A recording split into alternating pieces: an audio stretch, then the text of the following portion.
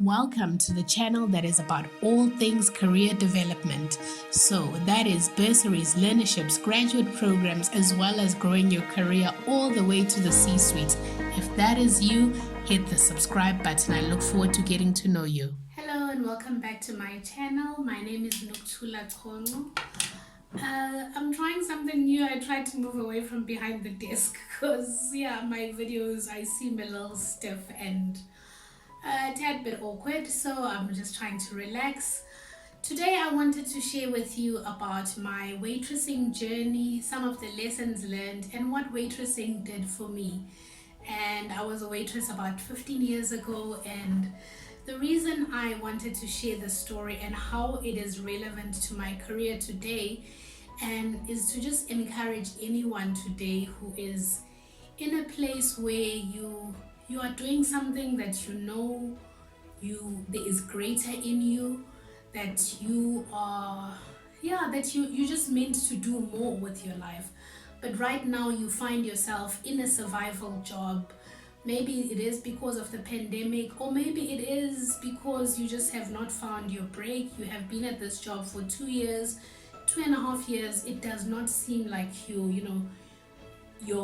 tomorrow will change. So I want to encourage you that yes, your tomorrow will change, and that truly do not despise small beginnings. The lessons that you are learning here, they are not a waste. They will continue to serve you in years to come in your career. And almost just about every interview I've ever had, I always find myself going back to my waitressing experience and some of the lessons that I learned there.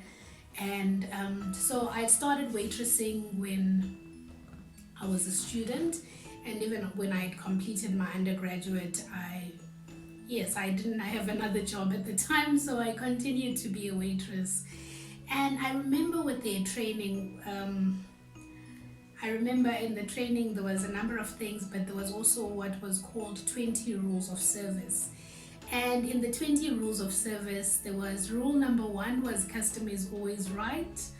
Rule number 2, if the customer is wrong, go back to rule number 1. In terms of when it comes to that, even then I had an issue with that rule. But today I'm better able to express the challenge that I had with that rule, because the truth is, even though I was a waitress, I was a subject matter expert at the food we're selling. So that was a service I was providing. So I am the expert, and it is part of my role to inform the client and help them make the best decision possible. So anyways, now that is out the way, I wanted to share with you a couple of stories during my waitressing journey. One of the things that happened very early on in my journey, I just really struggled in that environment. It was very rough, people cursed, and the clients were were quite challenging.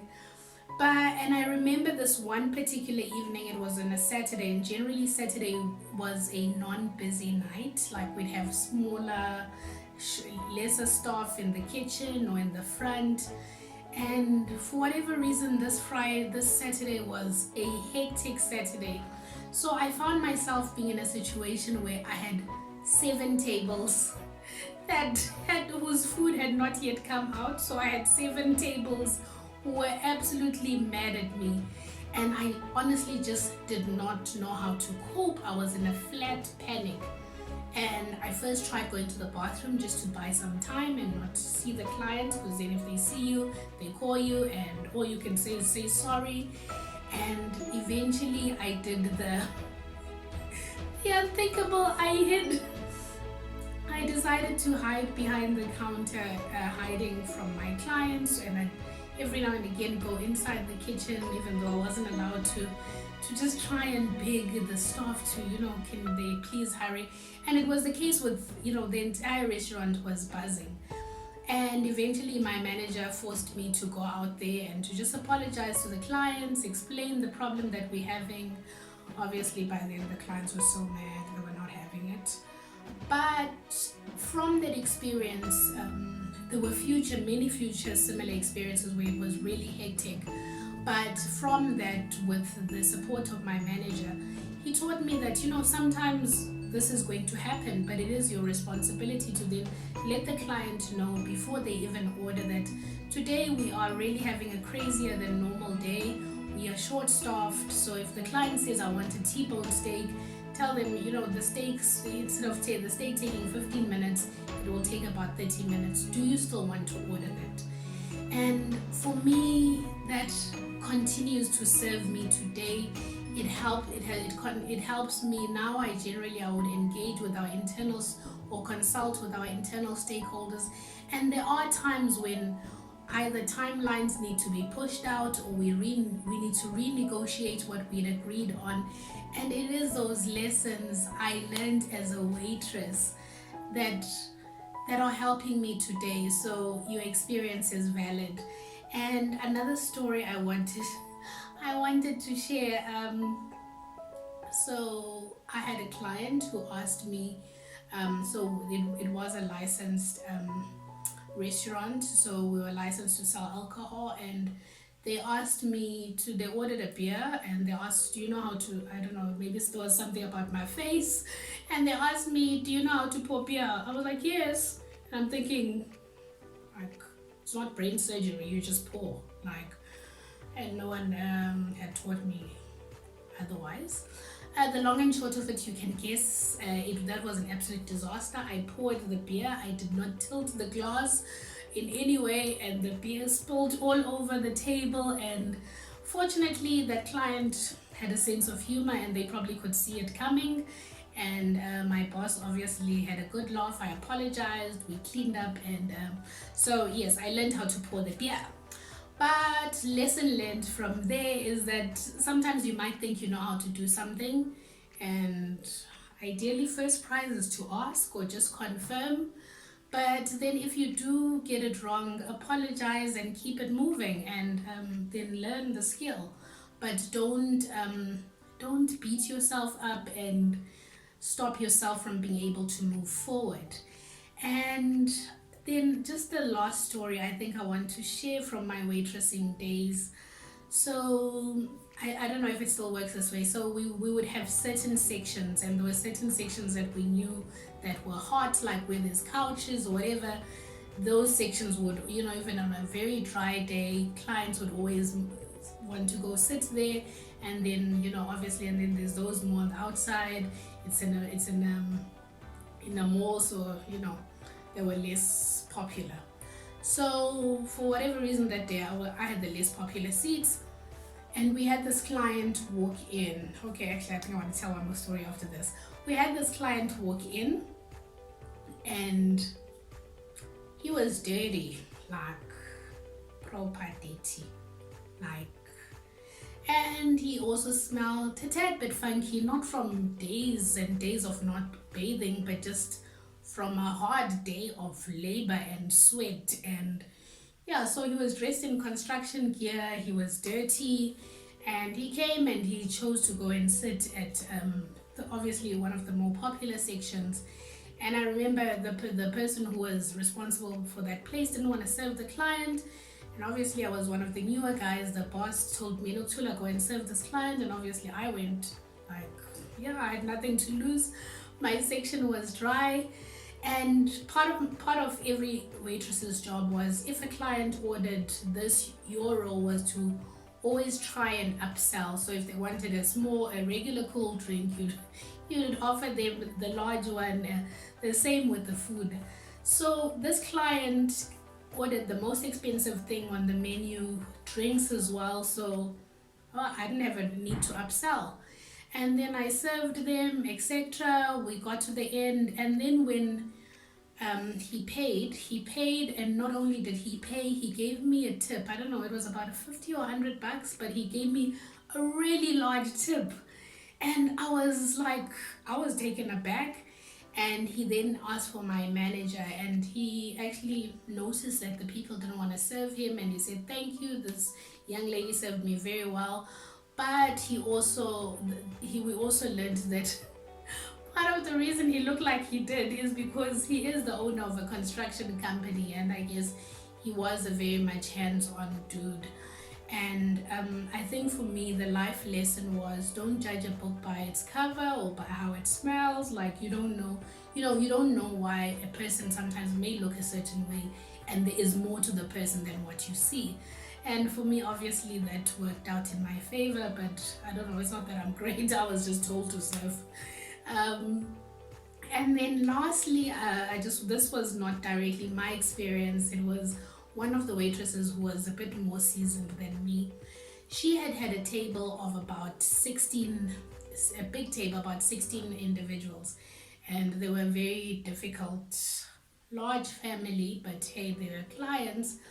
And she served them, like spent most a good 2 hours serving them back and forth, and they'd ask for water and water, and like, as a waitress, please Ned, don't order water does not help with my commission. But at the end of it, so the restaurant I worked for, clients gratuity was not built into the tip, or the tip was not built into the bill, so the client had an option how much they wanted to give. So these clients, when they paid for their bill, and then they looked for a 2 rand coin, and they left it at the table for the waitress. And that waitress saw the 2 rand, ran after the clients and said, sorry, excuse me, I think you deserve this more, you need this more than I do, thank you very much, I don't need it. And the clients were, really offended that how could she not? This is gratuity and all of that. And I remember, obviously, my boss did the right thing, apologized to the clients. This girl, I won't mention her name, she stood her ground that no, she doesn't want the tip. Like, she's worked very hard serving them for the past 2 hours, and for them to leave 2 rand, they'd rather leave nothing. And that she just found that disrespectful. And obviously the manager continued to apologize, and even afterwards, when at the end of the shift, when we're just discussing as a team, she still stood her ground that was rather offensive. And in years to come, I still also believe that she was right. She could have done it differently, from a less emotional place. But I think one of the things it taught me is that even if what you are doing right now may seem like a humble job to anyone, still know your worth. You are worth it. You are, yes, you, like, if nobody will value you, you value yourself. And if somebody puts a value that is less than to you, then don't take it, even if it would make a, but anyway, for me that was profound. Till this day, I do tip very well. I do tip at least a minimum 10%. I'm an absolute advocate for individuals who are waitresses or in call centers. One day I'll share a little bit more about that journey, because the truth is, a lot of us, for a person to find themselves there, they probably want more, but at the moment that is where one finds themselves. So so that is just a little bit about my career journey, part of where it started, my early days. And if that is you today, or anyone who is in a job where it does not align with the dreams they have for themselves, it's okay. It is not the end. You will get your breakthrough. It might be that client who really seems like not the client you want to serve, where your breakthrough will come from. But just keep at it, stay faithful. And for me, I'm absolutely grateful for those early days or humble beginnings, because it has also helped me to become just a little bit more compassionate. And even what I do today, it is partly influenced by that. So what are you currently doing right now in your career? Are you at the career that you dream of? Let me know on the comments below. Do you want to go further? Just let me know where you're at, and let's continue the conversation. Thank you so much for staying with me this far. Please do click the subscribe button, and Yeah, and hit the notification bell and let's keep the conversation going. Thank you.